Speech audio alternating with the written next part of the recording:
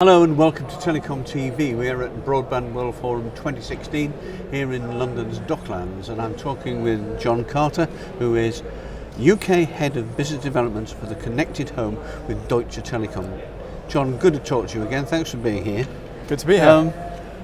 Right, you remember a famous phrase a few years ago in US politics, "Where's the beef?"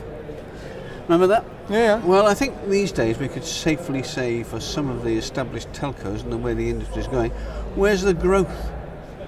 Absolutely. Got an answer for that? Absolutely. I mean, so I work for Deutsche Telekom, Europe's largest telco, and focused entirely, where I sit, it's focused entirely on IoT, consumer IoT. And you look at all the analysts, there's not just one or two, all the analysts say that the big growth opportunity is IoT. And that breaks down to a number of categories, but however you look at it, represents a huge double-digit CAGR opportunity for telcos. Specifically, we think one of the most attractive, most interesting is the consumer space, and particularly the home.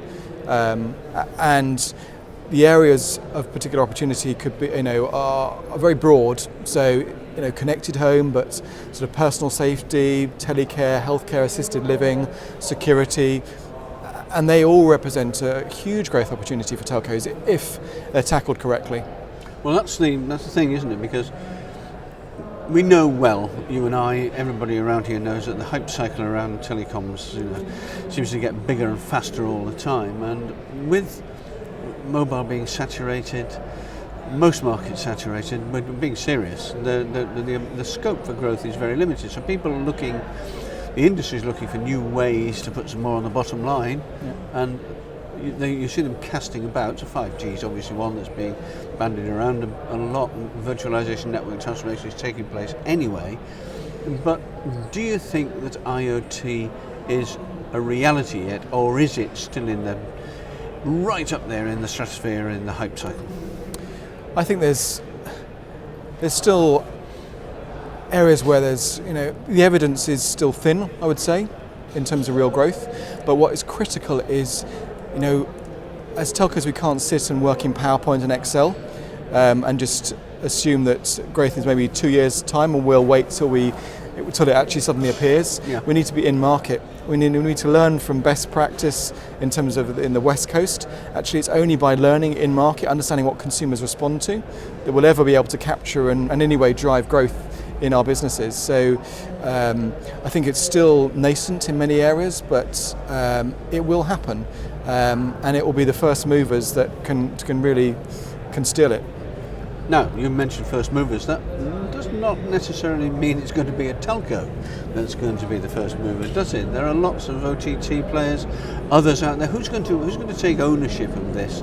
Unless if the telcos don't get in there soon, is it going to be the utilities? Will it be a private company we know nothing about? Is it going to be some kind of social media grouping? What do you think? So, I mean, if you look at the IoT space, what's going to be critical to success is sort of the platform player, clearly. And I would say that Deutsche Telekom has invested significant amounts of money in its platform Quivicon, because it believes, first off, what's necessary is scale. And it's not just scale in terms of Telekom's business, Deutsche Telekom's business as Europe's largest telco, but actually we need to work with multiple telcos around Europe as a white label platform, because the opportunity to capture value in the core IoT space is limited.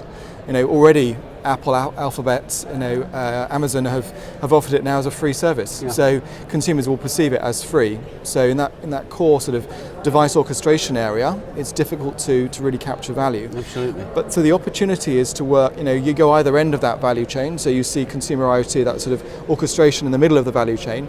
If you look at the other spaces around that, there's a lot of opportunity where telcos can play a part, whether it be through developing a particular vertical capabilities in energy, security, assisted living, etc., prognostics of devices. There's actually providing the enabling platform for third parties, whether that be insurers or other major third parties. Indeed. who want to understand and want to have access to services that make sense in their markets. And I think there telcos can really differentiate. Come back to your original question. That's where telcos can really differentiate, because I would say that some of the big players, particularly those on the West Coast, will struggle to deliver that level of that type of capability in all the different markets, particularly in Europe, which are all so unique. And that's where we think the telco can really play out. At TelecomTV, we've looked at over the past 12, 15 months, 18 months, something like that. We started looking seriously at verticals and seeing the way in which IoT is affecting them. And one of the ones we've looked at in quite some depth is in insurance. And it's amazing the scope, the potential scope there, as in retail and in many other things, of course. But we were very taken by the enthusiasm within the insurance industry for what's happening and how they intend to parlay that into something worthwhile. Do you see these different vertical markets emerging more and more within their own right and saying, yes, we have a real need of IoT and we intend to do what we can with it to make sure our customers get it, and there's a symbiotic relationship there? If you look at insurance today, it's basically claims handling, loss prevention. It's not changed in, I don't know how many decades. A long time. 100 plus years, essentially. It's become more optimized, and a lot of it's now out, depending on markets, a lot of it's just outsourced to specialists. The real opportunity they have with IoT to be dynamically pricing, risk, and really then you can start to take out so much of the cost. If you think of the UK market, 27% of insurance claims in the home relate to water leak damage. It's a huge chunk of cash. Yeah. Now, IoT on its own doesn't solve the problem.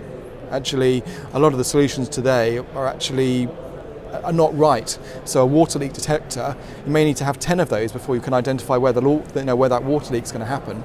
But the merging of IoT and cloud analytics through a little clamp, you can do the analytics of seeing all the water flow.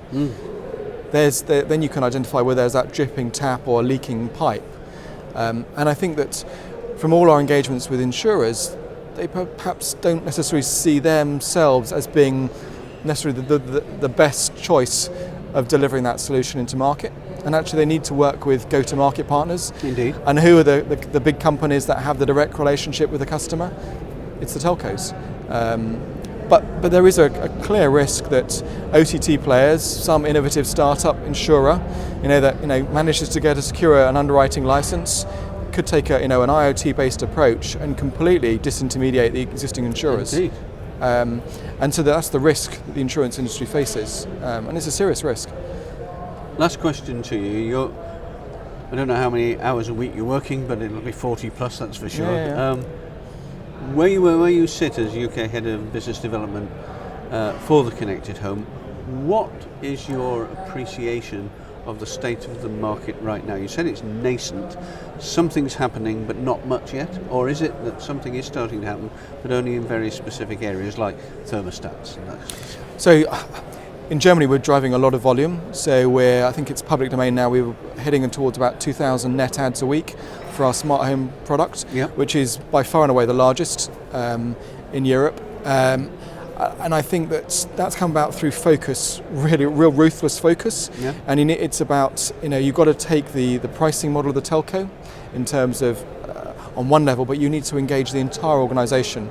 So that kind of pervasiveness of ensuring that every touch point the customer has with you is promoting smart home, and that sales staff in the store, displays in the store are really promoting smart home. That sort of regional store managers, store managers understand the importance of selling smart home. So it's actually then built in to the way that everyone thinks, and then you drive success. So I think that answering to your point about nascent, it is nascent, but it's only nascent because as telcos we haven't focused on it enough. And Deutsche Telekom has really driven it from the top to focus on driving success from the business, and that's what we're doing in Germany. And I think every telco can do that if it focuses its mind on being successful. I was talking to someone at the show here who was telling me about new research they'd been doing with his company, which indicated that basically individuals in the domestic situation would be quite willing to spend up to £500 a year on the connected home.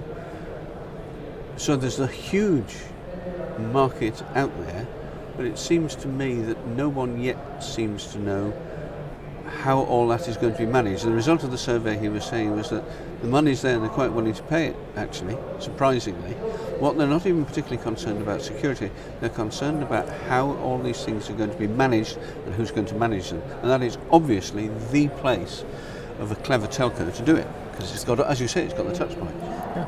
On-site support, do it for me, not do it myself. Exactly. Yeah, absolutely. And I think that the one challenge, the number you quoted, is actually a lot of that's hardware. Of course. So figures, yeah. So when that's in. And clearly there'll be a constant refreshing of that hardware, but the need for the telco is to ensure that we're thinking in the model that we're used to, and we also need to think of creating services where there's clear value for the customer, so they're prepared to part with their cash, and at a service-based proposition, not just purely, either subsidising hardware or sort of bundling hardware. So there's a lot more work that needs to be done there, but I've no doubt that the need is there. Consumers have needs, they have pain points that the smart home answers. We need to work out how we make sure it all fits together and answers those needs. Well, it's a nice problem to have potentially, because if you get it right, very nice too. But it's about being fast, and because there are some very adept players on the West Coast of course, who respond to those needs very quickly. Very quickly. Well, interesting as usual, Jon Carter. Good to see you, and thanks very much indeed. Thank you.